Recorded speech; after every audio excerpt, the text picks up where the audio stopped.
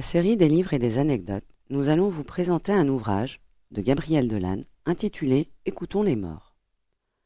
En 1924, Gabriel Delanne fait imprimer un ouvrage important, La réincarnation, fruit d'un important travail de recherche et d'observation, d'autant que son état de santé est très mauvais. Il est obligé d'avoir recours à un fauteuil roulant pour se déplacer. Écoutons les morts, dont aucune date de publication n'est mentionnée, a pu être rédigé durant cette même année si nous nous appuyons sur le contenu du texte. Il a été fait en collaboration avec M. Bourniquel. En France, cette année-là, Gaston Doumergue est élu en juin pour la présidence de la République. On organise à Colombes les 8e Jeux olympiques d'été. Le coureur de fond néerlandais quintuple médaillé d'or, Johannes Nurmi, y participe. Il régnera 14 ans dans cette discipline. Le biologiste Gaston Ramon présente le vaccin antidiphtérique. Renault lance une expédition à travers le Sahara. Le franc est une monnaie instable et une partie de la bourgeoisie rentière sera ruinée. Une société du nom de Compagnie française des pétroles, la future Total, est créée. Le spiritisme en France. Durant la Première Guerre mondiale, les spirites sont particulièrement actifs. Ils aident la veuve et l'orphelin en créant une chaîne de solidarité et en distribuant des vêtements.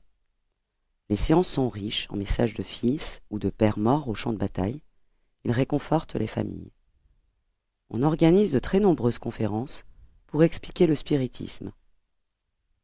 Son ouvrage. Il s'agit d'un témoignage sur l'exactitude des communications que l'on peut avoir avec les morts.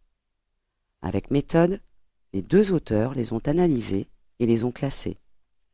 Il y a donc celles qui sont erronées ou douteuses, celles qui viennent du subconscient du médium, et enfin celles qui apportent des preuves définitives sur la personne qui se communique.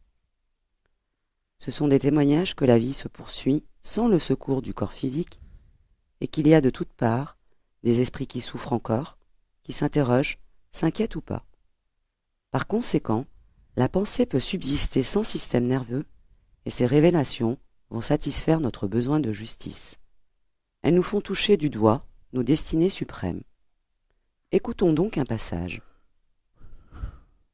Leur manière de s'exprimer est, en général, caractéristique, en rapport étroit avec les mœurs, les habitudes de vie, le métier du défunt.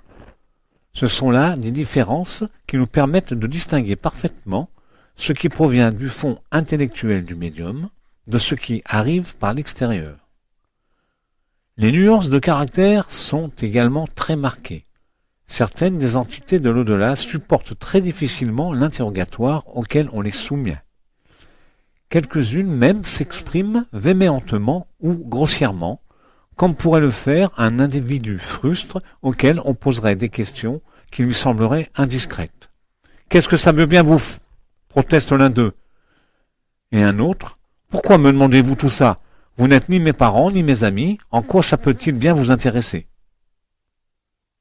D'autres, un peu plus complaisants, consentent, après qu'on les ait sommairement renseignés, à fournir quelques détails intimes, et c'est là l'un des points les plus intéressants, puisqu'il nous permet une vérification ultérieure. Il est à noter que les esprits de paysans continuent à s'intéresser aux travaux de la terre. Ils en parlent avec une satisfaction visible, et tous, du reste, en tout, autant pour ce qui est et qui fut ici-bas leur principale occupation. Ceux qui sont plus instruits s'expriment avec un vocabulaire plus châtié, qui se ressent de leur éducation, mais d'une manière générale, les esprits avec lesquels nous avons été en rapport nous ont paru peu évolués. Ils ont suivi le cours de la vie ordinaire sans essayer de comprendre pourquoi ils étaient venus au monde, et sauf exception, notamment du Maître, il ne semble pas que les enseignements religieux aient laissé en eux une trace profonde. Inconsciemment, ils étaient matérialistes, et plus exactement agnostiques. Ils laissaient couler leurs expériences d'une façon presque automatique, et la responsabilité des fautes qu'ils ont pu connaître paraît singulièrement atténuée. Ils ne semblent pas en être vraiment incommodés, Ils n'ont pas non plus de grande satisfaction, en laissant à un degré inférieur de la vie astrale.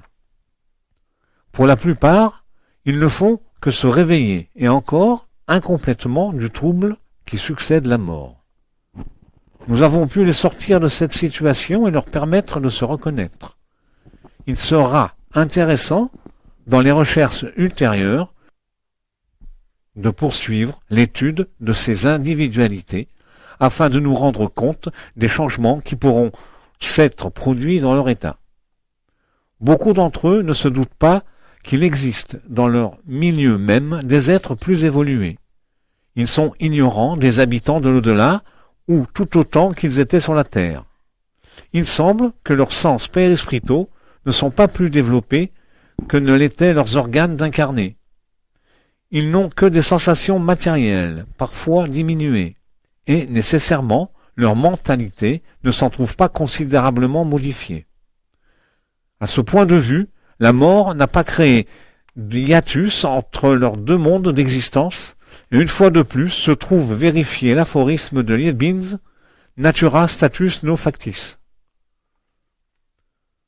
La vie terrestre se continue dans l'astral, et la situation de trouble où sont plongés ces esprits peut se prolonger assez longtemps, puisque nous avons constaté que certains individus morts depuis un demi-siècle, et même davantage, semblaient s'éveiller d'un long sommeil et reprenaient la vie astrale au même point du temps que celui où ils nous avaient quittés.